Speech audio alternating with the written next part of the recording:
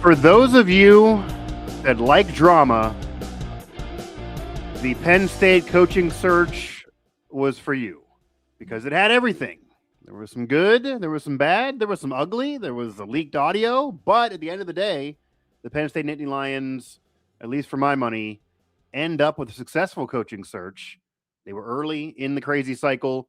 They make the decision at the end of the crazy cycle, and yet they get a really solid football coach in Matt Campbell, plucking him from the Big 12 in Iowa State. He now takes over the Nittany Lions for James Franklin, starts a new era of Penn State football in State College. I am Mike Asti here, and this is another episode of Mic Drop, available throughout the Believe Network, available everywhere you get your podcasts, Apple, Spotify, TuneIn, Google Play, etc., and also on SiriusXM. And I am going to bring on a colleague that covered this extensively. This was his life for the past month, and that is Joe Smeltzer of Nittany Sports Now.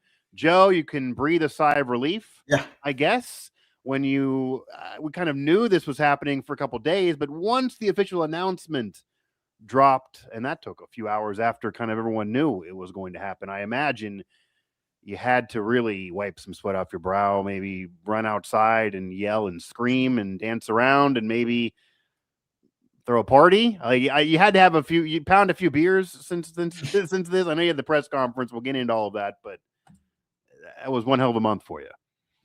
It was almost 2 months, actually. I guess so. Yeah. It was, but it was good and bad. For me, our numbers on Nittany Sports Now were the best they've ever been. And I think we had the coaching search to thank for that, and I thank everybody for reading. But also, it got pretty ridiculous by the end of it. You know, when you have all the rumors and the stories coming out, and guys accepting the offer and then deciding to stay put, all of that. It was a mess. But you know, for as much as I think Pat Kraft still deserves some criticism for how this went, because I think there were a lot of problems with the search. If Matt Campbell was successful at Penn State, nobody's going to care that it took 54 days to get him. So, yeah, it was definitely a tough 2 months. For me, it was a very tough 2 months for Pat Kraft and the Penn State administration. But right now, we'll have to see how it plays out on the field and how Matt Campbell is able to adjust the coaching, not just at a school with the expectations that Penn State is going to have, but the competition, right? The Big Ten is a step up from the Big 12. But for now, it definitely looks like Penn State got this one right. That's the nail on the head of how this is going to be evaluated, because this is a different beast. I mean, Matt Campbell elevated a program that was an afterthought for decades, and Penn State now expects the sun, moon, and the stars, and they showed you that by firing a coach who was mostly successful with about a 700 win percentage, had won a Big Ten title just off the CFP, had won major bowl games. People can talk about whether there really were big wins and whether he ever beat anybody that he was supposed to potentially be an underdog to face, and Ohio State and Michigan were a problem. And, you know, we can talk about the schedule and do a whole nother show on James Franklin in that era. But nonetheless, the record is what it is. The resume is what it is. And unless James Franklin totally goes, you know, down with Virginia Tech, he's probably getting in the College Football Hall of Fame someday just off of his win percentage and what he's already accomplished. We will now see if Matt Campbell can match that or exceed it, because also it's pretty clear he needs to exceed it for this to be successful, or he's not going to get 12 years. He's probably not going to get 12 years to try to figure this out that James Franklin did. Again, Joe Smeltzer here, Mike Asti, Mic Drop with Believe and SiriusXM, as we're going to do a show here on the Penn State coaching search. Talked about it a little bit on this show. Obviously, I was helping Joe out and talking to my sources and covering it and writing about it in Yardbark and other places. And we're all over social media, of course. But I kind of wanted to wait in the wings until we had this end to fully unpack this. So, and you answered this a little bit, I guess, on the open. But before we fully get into all the good, bad, and the ugly, how would you, I guess, grade the reception to Matt Campbell? What do you think of the Matt Campbell hire? Matt Campbell's the head coach. No matter what you think of the search or how we got here, Matt Campbell is the head coach. great tenure at Iowa State, but a great tenure at Iowa State. If he does that exact tenure at Penn State, that will not be great by any means, and he won't last that long. And it is a different situation for him. But based on who was left and based on his credentials and what he did at a program without nearly the resources of Penn State, I like the hire. I think it's a good one for Penn State. But how do you feel about it, and how do you think it's being received right now among Penn State fans? Yeah, well, I'll first say, and I wish this was something I had thought of on a Friday or Saturday. But Gene Chizik went 5-19 at Iowa State overall, 2-14 in the Big 12, and got the Auburn head coaching job. That really shows that, having that record at Iowa State not only didn't get him fired, it was something that bigger schools didn't even dismiss. Like, you go 5-19 at Penn State or West Virginia or wherever, you're not getting the Auburn job. Oh, no. The fact that Gene Chizik did that and still got hired at Auburn and ended up winning a national championship. But that really Neil Brown's record's above 500. People forget that. I remember somebody actually went in our group chat and was like, I can't believe the guy has a winning record based on how much he's hated. But if he had that tenure at Iowa State, he would right now be coaching Penn State, or he would have got elevated to that level. Yeah. And that really shows how terrible, Mike, that the Iowa State job and really the program were before Matt Campbell got there. Gene Chizik was 7 years removed from Matt Campbell, and I think Paul Rhodes was next. They won 8 games in 3 seasons. Matt Campbell's first year, they went 3-9. And then after that, 8 winning seasons in the next 9 years, 2 Big 12 championship game appearances, 3 Big 12 Coach of the Year honors for Matt Campbell. That says a lot. And but as you mentioned, now you're dealing with a different beast, not only with fan expectations and athletic department expectations, but with the type of guys you're recruiting. You're going to be recruiting high-end 4-star and 5-star guys. And to go with that, you're getting 4 high-end 4-star, 5-star egos, high-end salary demands, high-end agents, all of that Matt Campbell, I don't want to say he didn't have to deal with at Ohio State, but he didn't have to deal with it as much as he's going to now that he has a $30 million NIL budget, that he has a $17 million staff budget.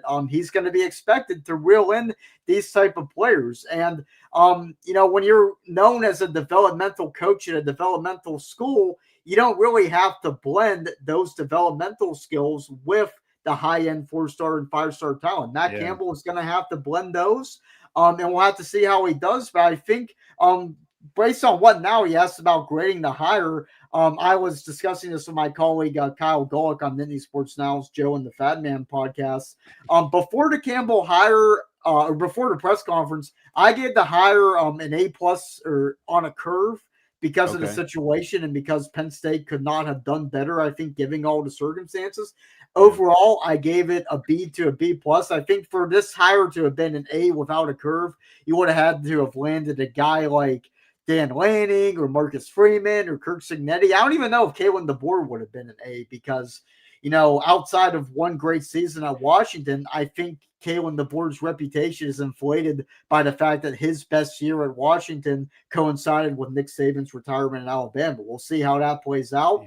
But that's neither here nor there. I think, where I'm going with this is that I would have given it a B+ without a curve before the press conference, but after hearing Matt Campbell speak, I think this is an A- to an A type of hire because of how this is a guy that really seems to get it when it comes to Penn State. Not only did he mention names like Todd Blackledge and Kyle Brady and, of course, Joe Paterno, he mentioned why these names matter to him. With Todd Blackledge, his father coached against Todd Blackledge in Ohio. That means something to the Campbell family. Kyle Brady was a star tight end at Penn State while Campbell was making his way as a tight end recruit in high school. That means something to him. Joe Paterno was the guy that Matt Campbell had heard about, not growing up in Pennsylvania, but spending a lot of time in Carmichael's, Pennsylvania, where his grandfather was a coal miner. So Matt Campbell is a guy that gets what PA people want. He gets Penn State tradition. And not only, anybody could go into Google and type in names.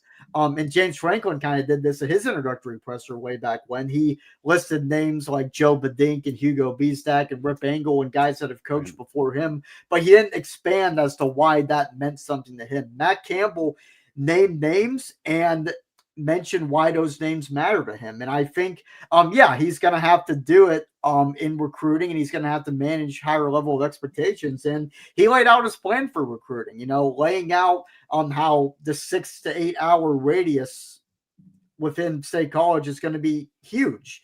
Getting guys in the WPIAL, which Terry Smith, keeping him is going to be huge with. And Matt Campbell even mentioned that he has experience with the WPIAL because the WPIAL got a lot of players to Toledo when he was the coach of Toledo.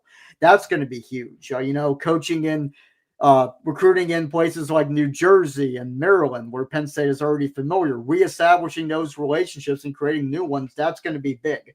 I think that's going to be a big part of how successful Matt Campbell is at Penn State, is recruiting areas that he didn't necessarily have to at Ohio State, recruiting the type of talent that wouldn't have come to Iowa State when Matt Campbell was there, and then blending, getting that type of athlete, that 18-year-old that can come in and contribute at a place like Penn State right away that wasn't really at Matt Campbell's disposal, and then showing that he can manage those talents with those personalities and the agents and the salary demands that are now a big part of modern college football.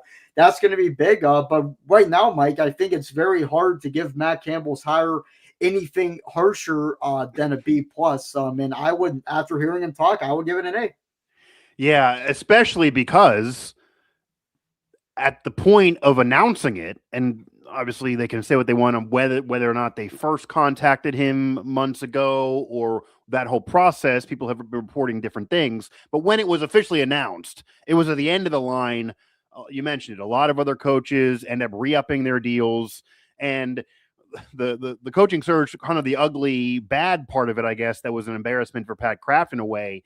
Every single time, whether it was confirmed or not, somebody reported, or even there was a fan rumor that a coach was in the running or Penn State was interested in him. It was a good luck Chuck scenario. 24 hours later, that person would get a new contract extension that would be announced. And you know how the media world works, Joe. That almost was like, well, it confirmed that our sources are correct, but they don't have a coach still. Like, that doesn't happen just for nothing. And if it did, and if the sources were wrong and they weren't in the running and yet they got an extension, then you're welcome on a Christmas gift, I guess, from all the media out there. So that was kind of the situation for weeks on end. And then at the end of the day, if you're ranking the new coaching hires of all of these openings, most chaotic December and November of coaching openings in the history of the sport, really, I don't think Penn State hiring Matt Campbell is at the bottom. We can debate whether it's at the top, but I could argue because of the fit, because of what he did, because people can say it's a lower level than Penn State, and Iowa State certainly is, but they got a Power 4 coach. They didn't elevate somebody from the G5 level like, say, Oklahoma State did in the Big 12. There's history behind Oklahoma State. They have money. They've been underachieving in the Big 12. They're not in the Big 10, but in the Big 12. And they ended up getting somebody from North Texas that elevates up. Now Neil Brown's predecessor. Penn State got a Power 4 coach that has been at the Power 4 level for a long time and winning there.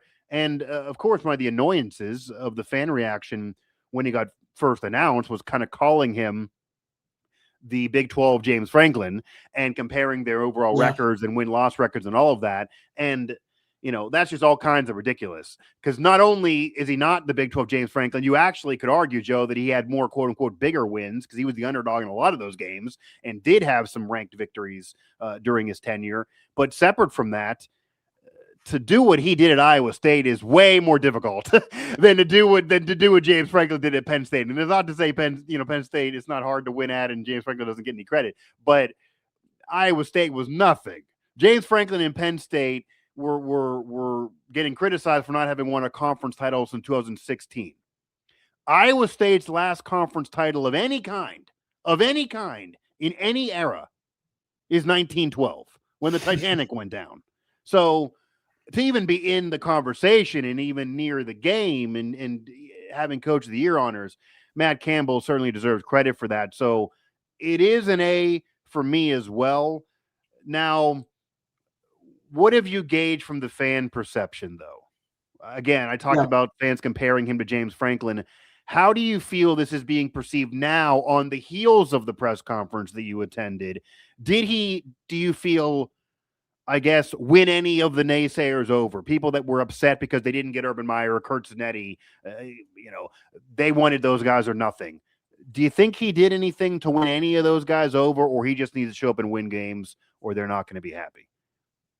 Yeah, well, at the end of the day, if he doesn't win, none of this is going to matter, right? But I think Penn State fans were so worn down by this coaching search. It got to the point where when it looked like Kalani Sitake was going to be the guy for that hot second, people were getting excited about that, even though that would not have been, I don't think, a fit at all. But, a guy like Campbell, where going back to when James Franklin was fired October 12th, by October 13th, one of my colleagues, Mike Portman of statecollege.com, tweeted or wrote an initial candidates article, and he had Matt Campbell near the top of his list. And that shows that this was a guy that people were talking about.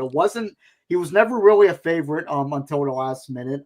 He was never somebody that I don't think realistically people thought Penn State was going to get until the last minute, but his name was out there, and Matt Campbell has been talked about for years in these coaching carousels, not only at the college level, but at the NFL level. Yeah, he turned down jobs. I mean, him and the AD cycle confirmed that. Yeah.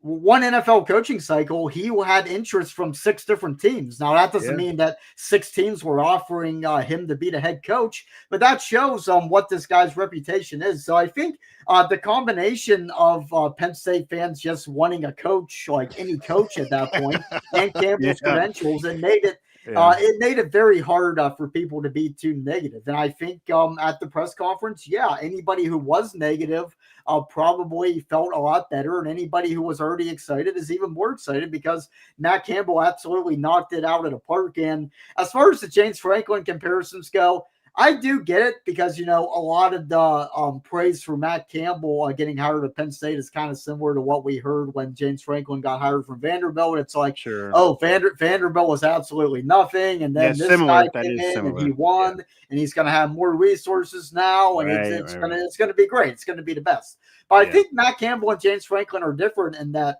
James Franklin is known as a poor game day coach. And I think a lot of that is justifiable. Matt Campbell is known as the opposite. He's known as a guy that's going to get it done in the big games. And Mike, you remember 2018, West Virginia came into Ames. I think they were number 6 in the country with Will Howard and Brock Purdy, Ty Montgomery, crew. Absolutely. They trounced West Virginia in that blackout. So that's the type of game. And that West Virginia team ended up falling off a tad, but that's the type of game that Matt Campbell has won, and it was the game that James Franklin just could not win at Penn State. So Matt Campbell, I don't know if I'd call him a great big game coach because with the talent at his disposal, plus in the Big 12, there weren't necessarily the opportunities to play a team like Ohio State or Michigan when they were at their peak. But I think Matt Campbell, the facts are, he has a better record against top 25 teams than James Franklin, despite having never coached at a place with Penn State's resources. So, I get the comparisons, but I think, just because a guy built the program from the ground up doesn't necessarily make him James Franklin. So I think these two are very different. And I think, the combination of Penn State fans just wanting any coach and, Matt Campbell being a guy who has been well respected in the coaching circle, I think people are very excited about this and even more excited after listening to Matt Campbell talk for the first time as Penn State's head coach. Yeah, it definitely feels like a win, whether it's almost by accident, by happy accident or not. Joe Smeltzer here, Mike Asti, mic drop here with Believe, available everywhere you get your podcasts and on SiriusXM. We're talking the good, bad, the ugly, and now the success story kind of the Penn State coaching search. And Joe, as you know, I've attended many coaching introduction press conferences over the years. And what you're saying, it's not that it's not true, but it's usually how these things go. There are very few times where a coach, and it's happened, but it's rare, where he ends up just failing an intro presser. I mean, barring saying something controversial or swearing or just being lackluster and not confident, you're going to usually win those things. So usually you go in there and kind of try to sell yourself, and it ends up where people feel better about you after the intro presser than, say, going in, especially when maybe it's a controversial hire. That is pretty common. I do think Matt Campbell did a great job. I watched it too. I do think that he blended I'm a great coach in with I'm also a great guy. So he provided people something to root for. Like I'm sure people are thinking, of all ages, a Penn State grandma's probably thinking now, I want this guy to have success, even if they hadn't heard of him before. So I think that's all good. Now, part of getting further into the search, though, and maybe Penn State doesn't really want this part asked because, as you mentioned, it's over now. They got a solid coach. If he wins, no one maybe will care, and Pat Kraft will keep lingering on. But Matt Campbell made it pretty clear that this is a job that he wanted. Clearly, he would have left for this job, it sounds. And obviously, he wanted to finish the season, but Iowa State's season that ended up starting with hype kind of kerplunked a little bit and was disappointing this past year, you could argue. So it's very hard for me to imagine or believe that if Matt Campbell was offered this job 3 weeks ago even, he wouldn't have accepted it. Maybe he would have argued, okay, can I finish the season? Maybe Penn State would have said yes. Maybe they would have said no. But he clearly wanted this job. He clearly recognized it as an elevated job. He clearly saw this as a better opportunity than the jobs that he even turned down in the past and really picked his spots. And he was at Iowa. Another difference of him and James Franklin. James Franklin was at Vanderbilt, 3 years and had their greatest success in 100 years. He was at Iowa State a long freaking time. He bought his time and turned down other jobs. Franklin pretty much jumped for the first great job that came a calling after his Vanderbilt tenure.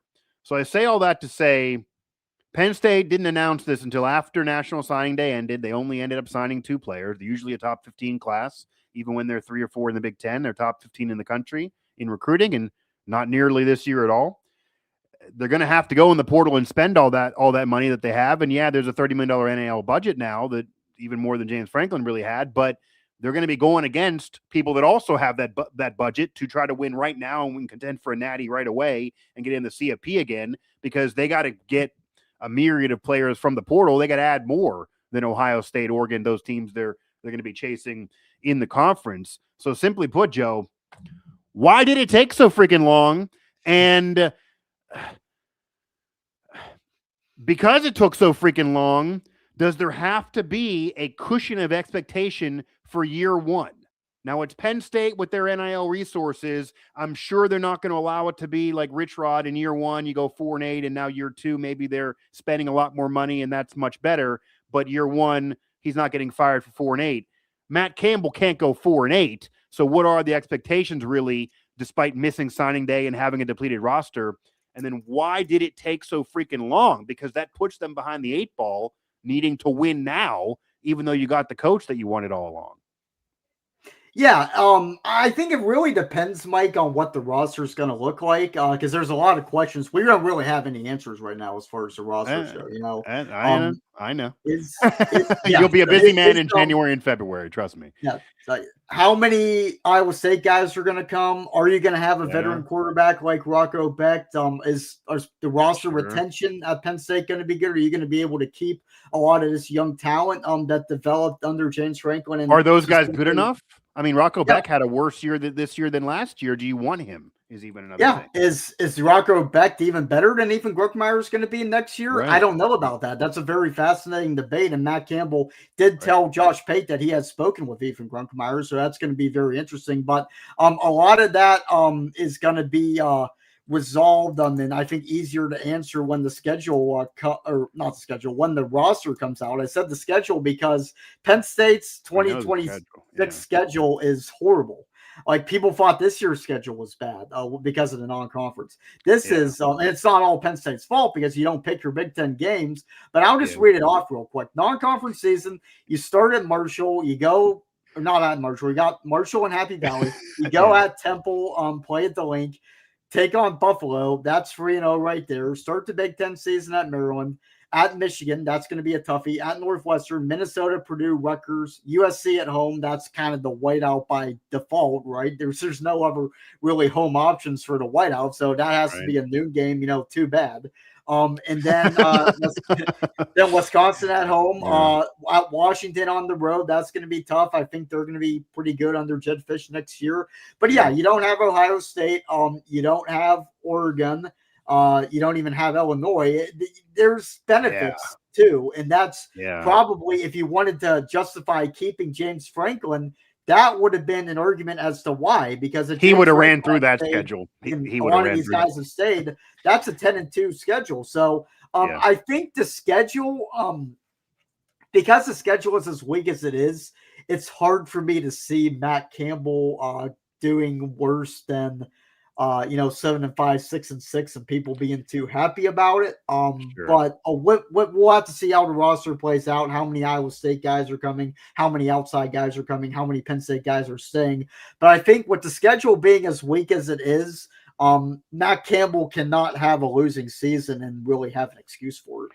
I could make an argument, Joe, that based on that schedule, he can't go 7-5 either. And I go, of course, he's not getting. I mean, even if he does, he's not getting fired after year one. I mean, that would just be career suicide then for Pat Kraft, because you would need to be doing this all over again next year. You can't run a program that way. That's why Rich Rod can handle 4-8. You just got to try to have some consistency. Now, if it happens again next year, then it probably will be a problem for him. But at Penn State, it's not going to, 4-8 is not even going to be a thing because the schedule's so easy and you're going to have more talent. But even if he would go 7-5, I would imagine with that schedule, no matter who the freaking coach is, whether it was still Franklin or now Matt Campbell, or really any of the options that were rumored or in reports, you should go 7-5. You should go 8-4. You probably should go 9 wins. It's crazy to say in year one, Matt Campbell probably needs to win at least 9 games to have fans not freaking out. I mean, even if he wins 8, that's going to be the Iowa State record that they're going to say, well, you're doing the same thing. And you can argue whether the schedules is an elevated conference, of course, but based on that schedule, unless things go crazy, the Iowa State schedule might be harder than that schedule based on what's going on. And unless Wisconsin gets better and gets back to norm, that's going to be at minimum, you're starting 3, 4, 5-0.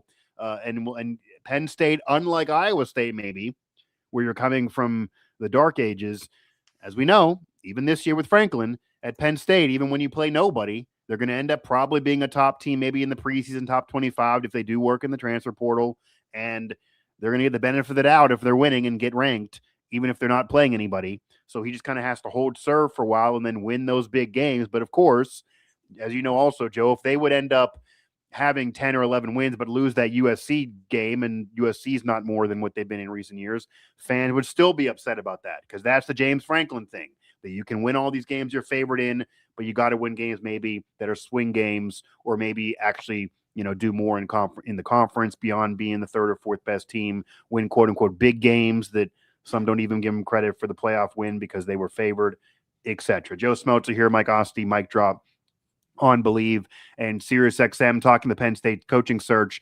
The one added part, though, do you have any idea why it took so long? That's the other most important part. Why did it take us 2 months to get Matt Campbell when you mentioned a colleague of yours, Josh Pate, to his credit, was Matt Campbell all the time, all day. He was talking about it, even the same show about Franklin being fired, that, hey, Penn State got to hire Matt Campbell.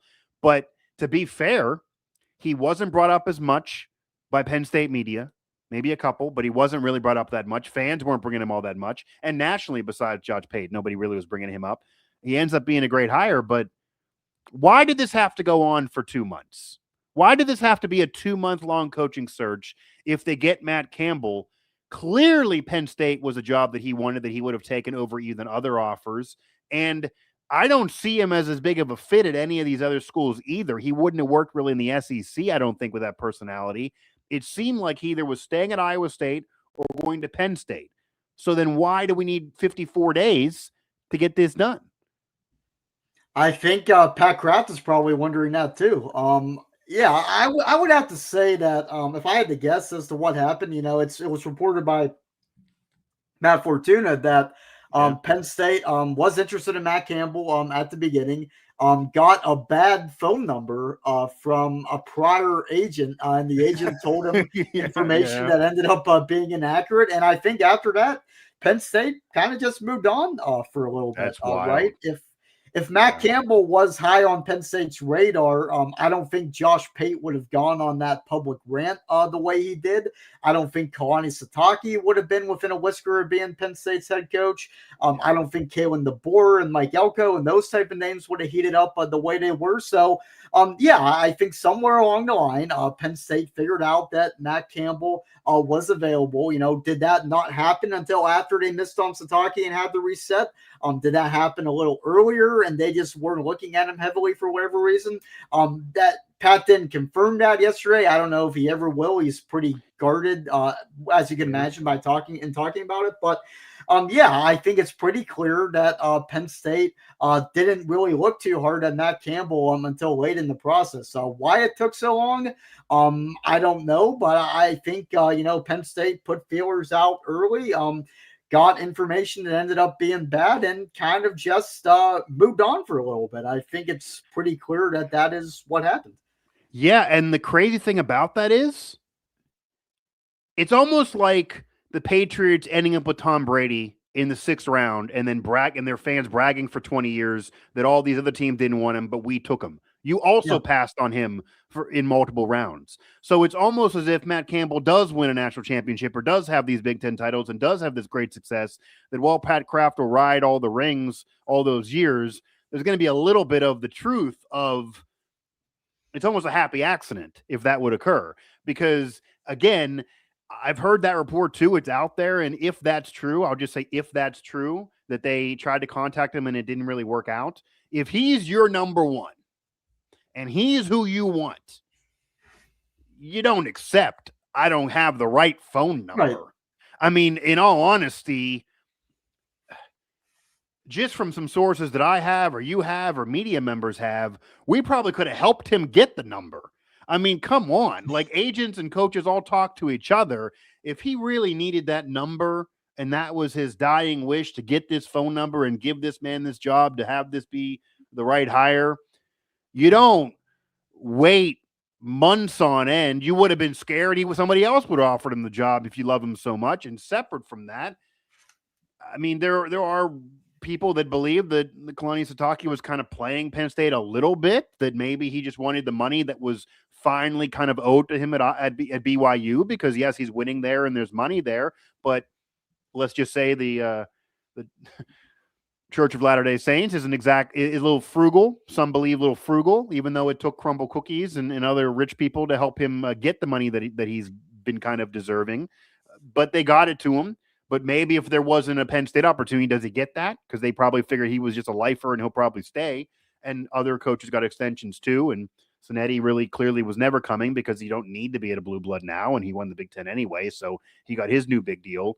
But again, if you really wanted Matt Campbell, you could have had Matt Campbell 53, 54 days ago. You didn't need to wait this long. It really does feel that way. So that does take the excuse away that next year, if they only go 8-4 and they sit there and say, well, we believe in him still, he's still a great coach, Matt and Kraft had the presser and say, well, yeah, but we couldn't do anything on National Signing Day. We didn't announce it until late. We have tons of money, but we're still below Ohio State in money. So we'll do it next year. Just give us some time. You know, there might be a little bit of a pushback of, it didn't have to be this way, guys. You could have had this happen 3 weeks earlier and then been a part of signing day and then got some players during signing day. So we'll see the result, but as you mentioned, they may all luck out because this schedule's even easier than this year. And if they run through the schedule, they're clearly going to be in the CFP, even if they don't win the Big Ten. The committee's going to put them there, and winning's more important sometimes than who you play. That's proven. So they have the benefit of a really easy schedule moving forward. Joe Smeltzer, Mike Asti here, talking the Penn State coaching search on Mic Drop, I believe, and Sirius XM.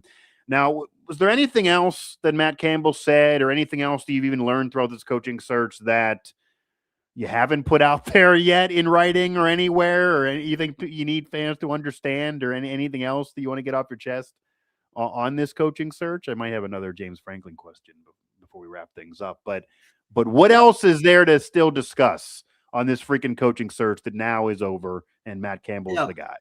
Well, I think a big takeaway, and part of this is public information, but I think Matt Campbell, if he wins at Penn State, he's going to be there for the rest of his career. And that's hard to say about people in this day and age in college football when, everybody's moving around. And as James Franklin said, pretty much the only thing he said about Penn State in his introductory Virginia Tech presser is that he got 12 years at Penn State. That doesn't happen very often. He's right about that. I think we talked about this with Kalen DeBoer back when he was a candidate. If Kalen DeBoer had left Alabama for Penn State, and I do think based on information that's out there, if Alabama loses the Iron Bowl, I think there's a strong possibility it happens. I'm not saying it would have been. If they would have. I'm not saying it would have happened. We'll never know. But I think that's what people need to understand is that part of what makes Matt Campbell a fit is it's hard to find people that are going to be at Penn State for the rest of their life. I think Bob Chesney would have been that type of guy had they hired him. That's why I was kind of beating the drum for Bob Chesney before, he didn't want to wait for Penn State and he ended up going to UCLA. But when Matt Campbell said, COVID-19 really changed his perspective of what really matters in life, right? He was spending time with family that the analogy he used is that he was able to see things in a way that coaches usually have to get fired to see. Matt Campbell was able to keep his job, but at the same time get that type of perspective. So he decided that, hey, if I'm going to leave Iowa State, it's got to be like family's got to be the focus of it, right? And now he's got to go 2 hours away from home, which isn't close, but it's certainly closer than where he was in Ames. He gets to see relative. He still has family in Carmichael's, Pennsylvania, from my understanding of it. And I think, that's something that I like Penn State fans understand is that if you get a guy like Kalen DeBoer, it would have been, ooh, yay, they got Alabama's coach. This guy won at Washington. Kalen DeBoer probably, my prediction is Kalen DeBoer would not have lasted more than 3 years at Penn State. Whether that's, he doesn't win enough and fans get mad and Kalen DeBoer decides to leave, or if he wins a lot and gets an NFL job or wherever, one way or another, if Kalen DeBoer got the job at Penn State, I do not think he would have lasted more than 3 years. I think if Matt Campbell wins and doesn't get fired, he's at Penn State for as long as he wants, and I think he wants to be at Penn State for the rest of his coaching career. So I think if there's one thing, Mike, that I do want to emphasize that it's like the difference between Matt Campbell and a lot of guys Penn State could have hired is that he's a guy that, it's easy to say you want to be at so-and-so forever. I think Matt Campbell really does want to be at Penn State forever. You don't stay at Iowa State for 10 years if you're not a guy that gets comfortable in wherever you're going to be. So Matt Campbell has the keys for as long as he wins. And this guy is 46 years old. I wouldn't rule out that Matt Campbell is a guy that is in Happy Valley for 15, 20 years. And that's really rare to say. Penn State fans know it better than most with Joe Paterno and James Franklin combining for almost 60 years of service as head coaches. But still, getting a guy that is going to be at Penn State forever, that was going to be very hard to find in this coaching search, and I think Penn State found that. Especially because Penn State is a great job, but there's also levels to this, and what was proven during the James Franklin tenure, and even to be fair, during the end of Joe Paterno's career, even the last decade of Joe Paterno, there's levels to this. Penn State's a great job, but it's not the mountain peak. There's still better jobs out there, and when you leave Alabama, even if you lose the Iron Bowl and you have a disappointing tenure a couple years in, when you leave Alabama, Joe, you certainly will leave Penn State. Like, nobody should be confident if you're leaving Alabama. Like, it's not the Saban tenure, but the NIL money that Penn State's discussing, Alabama has that. The facilities Penn State discussing, Alabama has that. The TV contract, Alabama has that. They're in one of the top two conferences. Alabama has that. ESPN is going to push them even more if they have, clearly. If they lose, they still get in the CFP. They get the benefit of the doubt. Penn State maybe could argue that. They did it under Franklin a couple years ago, but so does Alabama. So to leave Bama, where it almost feels like that Saban set you up in a way that even if you just go 10-2, you're getting in the CFP, and then you're at least vying for a playoff and a championship every single year, even if you get upset like they had this year. It's impossible to leave that for Penn State. And clearly Kraft was not going to allow this next guy to come in and be there for 10 years if they're not winning, and the pressure might even be ratcheted up to the level of Bama right now with this championship or bust manifesto from Kraft. So to leave that and go to Penn State, I always thought that was weird, that he's not a bad coach necessarily. What he did at Washington was impressive, but if he was choosing to leave to go to Penn State, that would have made me uncomfortable. It just, that right there. And it shows he's the guy that can't really be satisfied, right? If you're not happy at Alabama, then I understand, like, it's not all glamour. Right. Like, there's a lot of pressure there, but it's Alabama still. So, but there's also pressure at Penn State. It's not like you're Lane Kiffin, who obviously leaves jobs and, you know, people call him names. And I've criticized the whole way he handled the Ole Miss and LSU situation too. But at least when you're leaving Ole Miss for LSU, it's clearly LSU is a better job. Penn State, Alabama is a debatable issue. You could argue Alabama's still a better job. So you're going down jobs, or you're going lateral jobs. It's not even the same thing. That just would have been weird. And Matt Campbell, clearly by turning down NFL opportunities and turning down other jobs that we don't know officially who they are, but he was in rumors reporting of the NFL jobs that you mentioned. And Joe, I mean, his athletic director confirmed that he was flat out offered jobs that he turned down over that decade. So that tells you that he's loyal. He's 46, so his family, he has kids. He doesn't want to up and move them across the country every couple years. Like, I would imagine that if he's not at Penn State 5 years from now, he got fired because he's doing 8-4 and they want more at Penn State.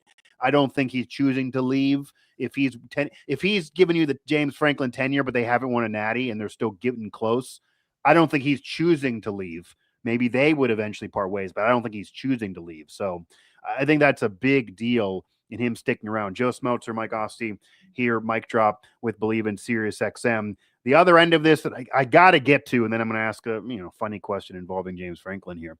But Terry Smith is still on this staff.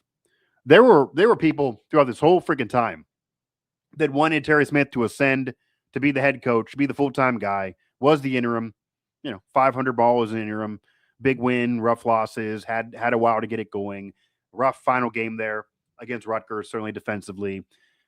Known in the Western PA area, great high school coach, great recruiter, but he gets a lot of credit for those recruiting classes that James Franklin also was a major part of, and that's the question. Can Campbell recruit like Franklin, even if he's a better in-game coach?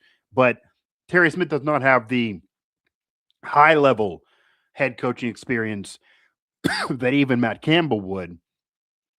And people were freaking out, how are you going to recruit if you don't have him? Well, he's still there, and he's getting paid almost as if he would be a head coach at other places to stay. What was said, and how did they convince Terry Smith to stay from your perspective? How big of a deal is that? How long-term do you see that being? Or do you see maybe if this goes well, that Terry Smith becomes somebody that gets offered jobs and then he is gone? What's the Terry Smith of it all for you? Because that's now kind of been the underrated part of this, but you didn't need to ascend him to be the head coach because you keep him while giving somebody else who's more experienced. I mean, I was on your Joe and the Fat Man show talking about this could be the Bill Stewart thing. Don't get too emotional. And, maybe there's a ceiling for what he could do. You get too emotional and it could be rough and he could be hated in the place that he loves. But that's not an issue now. He's still there recruiting while somebody else is going to get, the stress of being the head coach. How did that go down for people that maybe do not know, that are not plugged in? Because nationally, that came off very surprising to the common fan, that how did you keep Terry Smith while not making him the head coach, even as kind of awkward as that would be? Yeah, Matt laid it out pretty well in his opening statement. He didn't even wait to be asked about Terry Smith. In his opening statement, he made sure to thank Terry Smith, and he kind of explained the process of keeping Terry Smith on staff. And the big thing was Matt Campbell and Terry Smith already had a relationship. When Matt Campbell was the head coach at Toledo, Terry Smith was the head coach at Gateway, and Toledo got a lot of players from the WPIAL in that 2010 era. So they knew each other that way. And Matt was, to Matt's credit, he wanted Terry Smith on the staff. It wasn't, I think we talked about before, I would not have been comfortable, as deserving as Terry Smith would have been to stay on the staff. I'm not sure I would have ever been fully comfortable with Pat Kraft being the one making that decision. I wanted that to be up to the head coach, and it sure sounds like it was. Matt Campbell said to Pat Kraft that, hey, can we keep this guy around? Pat Kraft said absolutely, and then it didn't hurt that Penn State reportedly made Terry Smith the highest paid non-coordinator assistant coach in the country. That probably helped too. But yeah, it sounds like a very straightforward process. These two had a relationship. Terry talked about it in our pre-Pinstripe Bowl availability with him and Dabo Swinney. He talked about how he sees Matt Campbell as a blue-collar guy. The two have common ground, with Terry obviously being from Western Pennsylvania and Matt Campbell spending a lot of time in Western Pennsylvania growing up in Carmichael. So it seemed natural, the combination of Matt Campbell knowing Terry Smith, the two having common ground personally and in coaching, and what Terry Smith's love of Penn State, that this would have been a fit. And I think the fact that it only took about an hour from Matt Campbell's hiring being made official for Terry Smith for it to be announced, Archery Center broke that he was sticking around. It really shows that this there wasn't a lot that went into this decision. It seemed to be kind of a no-brainer. As for the future of Terry Smith, does he want to be a head coach? I don't know. I think it's really hard to say. I think he's shown that he can do it. His name is a big name in the coaching world now because of what he was able to do with Penn State, because of all his players wanting him to get the full-time head coaching job. I think his name is going to be out there when future opportunities come up, with which, you're not going to have a carousel like this for a long time, right? There's going to be a lot of first-year coaches next year, and that means there's not going to be a lot of opportunities next year. And we'll see what happens after that. Terry is 56 years old. He's never been a coordinator before. Those are both probably strikes against him, but Curt Cignetti was in his 60s when he got the Indiana job. So I'm not saying that anybody's going to be Curt Cignetti, but sometimes age is but a number. So I think the opportunities will still be there for Terry to be a head coach if he wants it. Whether that's a Power 4 Group of 5 job, who knows? That remains to be seen. But I think Terry made a statement in his time as Penn State's interim head coach, and he could help himself with a win in the Pinstripe Bowl too. 100%. I mean, Terry Smith deserves a lot of credit for even the way he's handled this, and it was a really rough situation. And forget the win-loss record, just the way that he was able to galvanize a team. And honestly, Joe, from what we've both heard about why this season went so poorly and how we got here with the season opened up with people thinking they were going to go undefeated, have the greatest year in program history, as insane as that sounds, overall wins, all that, national championship, certainly CFP. And then you end up firing a guy in October that had been there forever. You're losing to bad teams, not even just losing the Ohio State game. You're losing to bad teams. And it ends up being one of the worst years in recent memory. How that happened, from what a lot of that we've heard, is the players maybe weren't as bought in initially, or they kind of got arrogant, or they kind of got lazy, or they kind of weren't giving it full go early on, or they maybe thought this easy beginning schedule they can sleep through. They weren't playing well despite winning those games. And then you get into conference play and they start losing, and road trips kill them. And when Terry Smith took over, it did eventually kick into gear where the players started giving a damn. And honestly, when you have your head coach that recruited you get fired, you don't know who's going to be the coach. Those kids are on social media. If we know how much this is a mess, they know how much this is a mess. They may know even more than we know with sources. And yet they turn around on Saturday and played hard for Terry Smith, despite knowing all this and speaking out, even in some regard. So that has to be credit to Terry Smith. Has to be. You have to put that on him to get them to even play hard. I think it would have been a mistake to make him the head coach, even though the emotions would have been there. I do think it would have been comparable to the Bill Stewart tenure at WVU when they did that after Rich Rod left after the 07 season. He had 3 straight 9-win years, but it just wasn't the peak of his predecessor. And as we talked about on your show, Joe, when I was on, even the guy that followed him had greater success. It wasn't bad, but that middle period, it just was and the pressure was too much ratcheted up, and I don't know if he was really ready for that. And it didn't provide the jolt of energy the fans wanted after just kind of being left at the altar. That maybe would have been the vibe here, even though there were a lot that wanted Terry Smith, but it might have quickly been the vibe if he started losing some games or had 8-4 seasons, or even if he won, who knows? But I don't know if he really was ready for it. It would have been an emotional hire. Instead, they get a great coach nonetheless, and they still have him. So maybe he doesn't care about being a head coach. Not only this, but there were other jobs that, like, if I was Memphis, I think I would have hired him over Huff. Huff's been a head coach at lower levels. Guy. Yeah, I mean, he's been a head coach at lower levels. Clearly, he's up for leaving jobs. He leaves jobs, pretty much every year. So clearly, he's down for leaving. But I don't know. Obviously, he wasn't at Penn State's level. But yeah, he's been a head coach, and Terry Smith had not. But I maybe would have considered Terry Smith if I was them. UConn, I maybe would have considered Terry Smith, even though that's a rough job. You could argue that if you're Terry Smith, Joe, then maybe those jobs aren't that great, and you'd rather just buy your time and maybe go win a natty as an assistant, and then maybe get something better. Yeah, I mean, he's 56. He's not 66. He's not 76. It can be done. We've seen coaches win national championships in their 60s, in their late 60s. Yeah, we might see it again this year. We could see it again this year. But, I mean, Bobby Bowden's whole Hall of Fame, national championship run was all after he turned 60. Great coach before, but his best years were all 60-plus. So it certainly can happen. Lou Holtz is another one that kind of did it late in age. So you just never know. But keeping Terry Smith is a very big deal. And we know locally, covering, being in media, I don't even know nationally if everybody really gets how big of a deal that is. So if they're able to recruit well, a lot of that's going to be on him. And if Matt Campbell's a better in-game coach and you lose the great recruiter that Franklin was, you still have Terry Smith you can lean on. Certainly to recruit the Whippeal, certainly to recruit Virginia, certainly to recruit the DMV, certainly to recruit Maryland, and even going up to the Northeast. WPIL, of course, here in our backyard is something that Franklin owned. Terry Smith can help you still own that. A gigantic, help you win the state. Gigantic deal here. Joe Smeltzer, Mike Asti here. Joe's work all at Nittany Sports Now. Joe and the Fat Man podcast. More of this to come, I'm sure, of just how this offseason is now going to roll with player exits and players coming aboard here at Penn State. It's going to be hectic for him in January and really into February before spring ball to get you out of here, Joe. And I definitely appreciate the time, of course.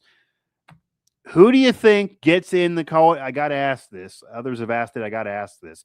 Who do you think gets in the college football playoff first? Matt Campbell at Penn State or James Franklin at Virginia Tech? And I don't mean who should or any debate, just who gets in. I mean, you could argue an easier path for Franklin if he can win the ACC, but who do you think gets in the playoff first, going from now to how long their tenures last? And who do you think has a more successful run within reason of expectation? Franklin at Tech or Matt Campbell at Penn State? If you could predict now. Who gets hard in to say, I know. First? I would say I think Matt Campbell does, but not by much. I would say if I had to guess now, I think Penn State will be in the playoff in 2027. Who knows what happens between now and then? That's a lot of time. But I think Penn State's going to get there quick. I think Franklin's going to get there eventually at Tech. But the ACC, man, like if Miami can't go undefeated there, who knows what's going to happen? I think Penn State gets there first. Who is viewed as more successful? I'm going to say Matt Campbell too, because I don't think James Franklin stays at Tech too long.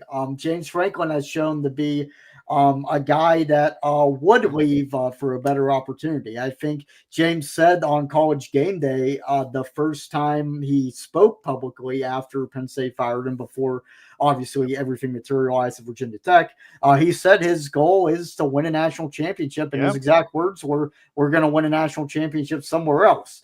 Can he win a national title at Virginia Tech? I don't know. I think if he doesn't win a national title in 5 years, but wins enough to where bigger schools in a big SEC or Big Ten school would want him, I think he jumps to that opportunity. So, I think Matt Campbell's the guy that's in this for the long haul. I think James Franklin is the guy that's only going to be there a certain amount of time. So based on that, I would say Matt Campbell. Now, who wins more in 5 years, Matt Campbell and Virginia or James Franklin.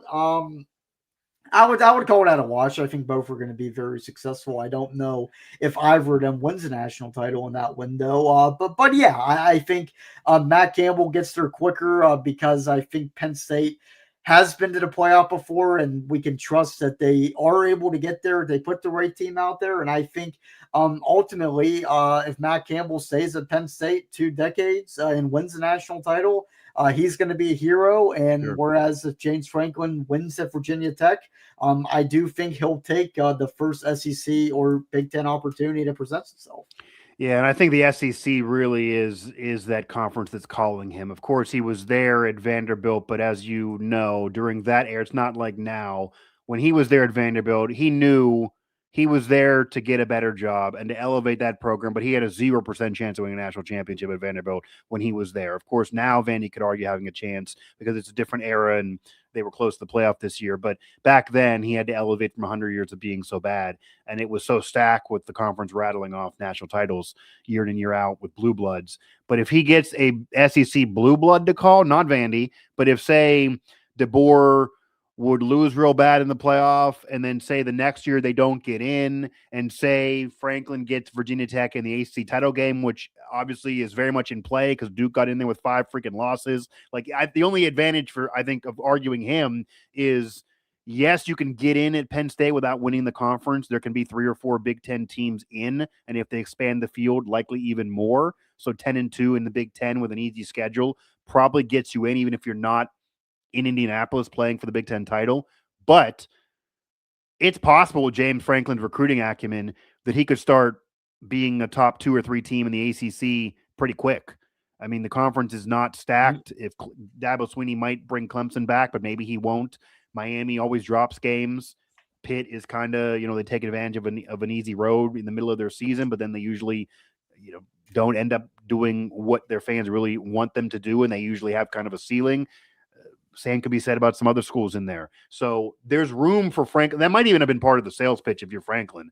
I can own this conference and then get in the CFP every year. It's much easier to do that than in the Big Ten at Penn State. But I would imagine that if an SEC blue blood, like a Bama would call, or if Lane Kiffin leaves LSU for an NFL job in 3 years, then LSU would call with those. I mean, how could he say no to those jobs for Virginia Tech? Even with what they're now investing, that's still not to the level that he would want. And you know this too. He always would throw subtle complaints about facilities or other things that he didn't. Penn State invested, but he didn't think they invested enough to win a national championship for a lot of that period of time. Even back then, they're investing more than Virginia Tech ever could invest. So, we'll see if he doesn't start getting sick of it. I mean, maybe he's going to start getting annoyed at Virginia Tech. Maybe we looking elsewhere. But I'm sure he'll have success there. I wouldn't be shocked if he goes ahead and wins 8 games there. I'd imagine if he does that, he's God there because it's been a while since Beamer for them to be that. They've been rough for a decade plus, really.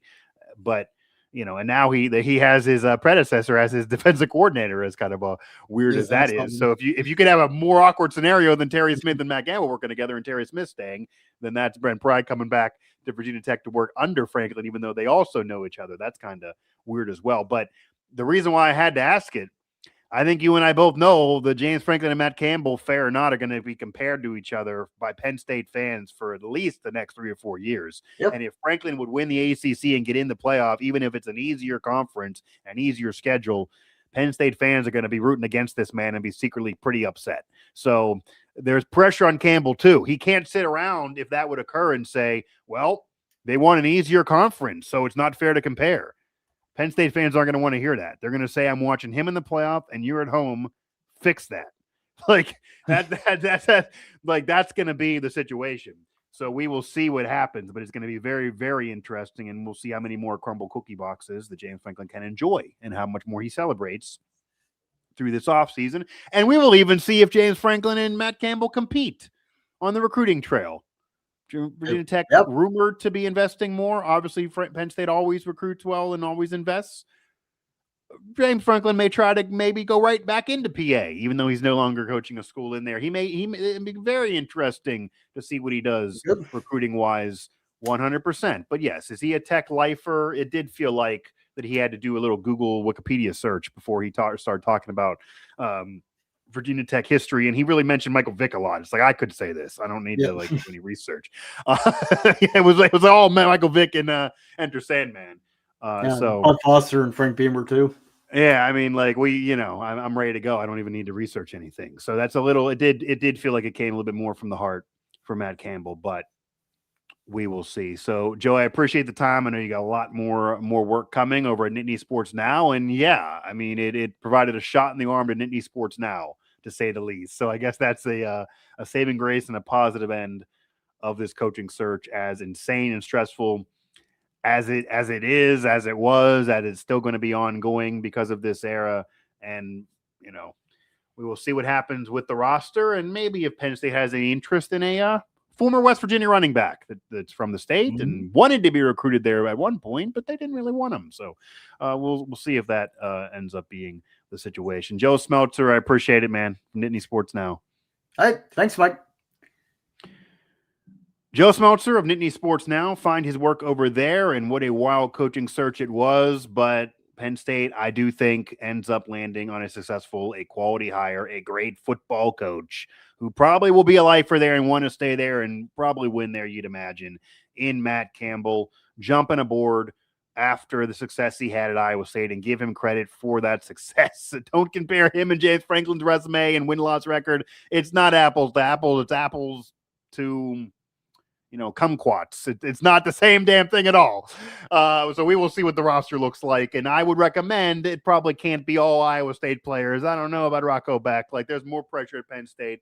We will see what they do for sure. Again, more of that coverage directly from Joe at Nittany Sports Now, and his show that I've appeared on repeatedly there, of Joe and the Fat Man with Kyle, as we talked some coaching search, and maybe I'll get back on there to talk the aftermath of this coaching search coming up. Once again, stick with Mic Drop here on Believe for, whenever the spirit moves me to do one of these. Of course, all the Pittsburgh sports scene, West Virginia, Penn State, whatever else is going on around the country when it gets national, we might be here as well. So again, Mic Drop here on Believe. You can also find it everywhere you get your podcasts and on Sirius XM. That'll do it for this edition of the show. Penn State gets the win. We'll see how much Matt Campbell wins. We'll see how much James Franklin wins. It'll all be compared together. And this coaching search was at least a win for people that like to watch, chaos, like drama, like the soap opera of the sports world. You got that and then some these past 2 months, thanks to Penn State. But they get their guy, even if they get their guy in a very, very weird and murky way that I don't know if they'll ever fully admit everything that went on during the search and how good, bad, and ugly it really, really was. But nonetheless, Matt Campbell, the new head coach at Penn State. So the new era starts for the Nittany Lions, even if it took a windy road to get there.